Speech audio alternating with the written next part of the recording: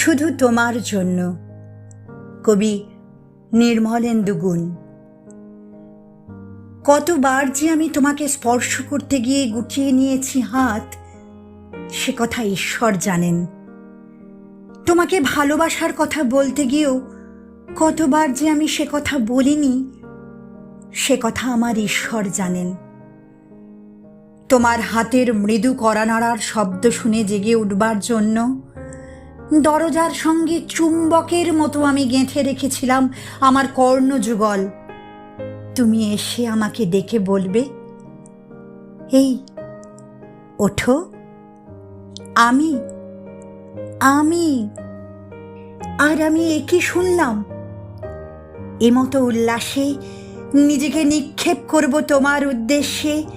কতবার যে এরকম একটি দৃশ্যের কথা আমি মনে মনে কল্পনা করেছি, সে কথা আমার ঈশ্বর জানেন। আমার চুল পেকেছে তোমার জন্য, আমার গায়ে জ্বর এসেছে তোমার জন্য। আমার ঈশ্বর জানেন আমার মৃত্যু হবে তোমার জন্য। তারপর অনেক দিন পর একদিন তুমিও জানবে আমি জন্মেছিলাম তোমার জন্য, শুধু তোমার জন্য।